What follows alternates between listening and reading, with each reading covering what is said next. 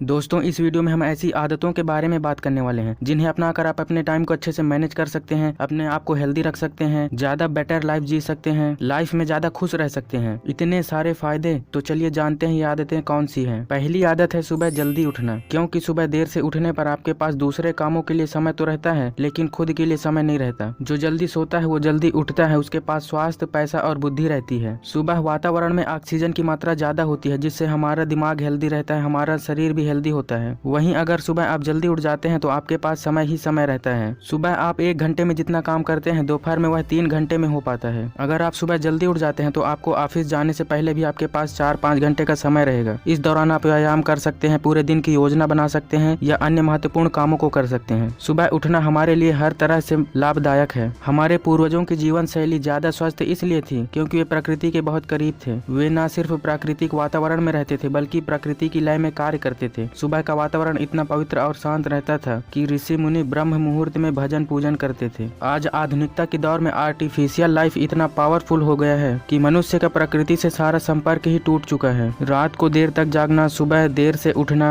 नतीजा यह होता है कि उसका हाजमा खराब हो जाता है, कब्ज की शिकायत रहती है, ताजगी और स्फूर्ति का अभाव रहता है और दिन भर उसके शरीर में आलस भरा रहता है। 1 घंटा व्यायाम करें। आपको हर दिन 1 घंटा खुद के लिए निकालना चाहिए। इस 1 घंटे में आप व्यायाम कर सकते हैं, टहल सकते हैं, योगा क्लास ज्वाइन कर सकते हैं, जिम जा सकते हैं। यानी कुल मिलाकर अपने शरीर की देखभाल करना है, अपने स्वास्थ्य पर ध्यान देना है। इससे आपको कई लाभ होंगे। पहला, आप स्वस्थ रहेंगे। दूसरा, आप कई प्रकार की बीमारियों से बचेंगे, जिससे आपका कीमती समय बचेगा। तीसरा, आपके शरीर में स्फूर्ति आएगी, जिससे आपका आलस दूर होगा और आप हर काम को अच्छे से कर पाएंगे। सोचिए, अगर जिस शरीर की वजह से आप जीवन जी रहे हैं वही स्वस्थ नहीं रहेगा तो आप जीवन का आनंद कैसे ले पाएंगे। टीवी के संदर्भ में सावधान रहें। टीवी के कारण आज जितना समय बर्बाद हो रहा है उतना इतिहास में कभी किसी वजह से नहीं हुआ। ऐसा नहीं है कि टीवी में सभी कार्यक्रम फालतू होते हैं, कुछ अच्छे कार्यक्रम भी होते हैं, लेकिन लोग फालतू कार्यक्रमों को ज्यादा देखते हैं। टीवी आप तब देख सकते हैं जब आपके सभी काम कंप्लीट हो जाएंगे, या फिर आप टीवी देखने के लिए अपना एक टाइम बना सकते हैं कि इतने से इतने टाइम तक ही मुझे टीवी देखना है। मोबाइल का कम से कम उपयोग करें। सोचिए, आज मोबाइल कितने सारे काम कर सकता है। हम उस पर बातें करते हैं, गाने सुनते हैं, फिल्म देखते हैं,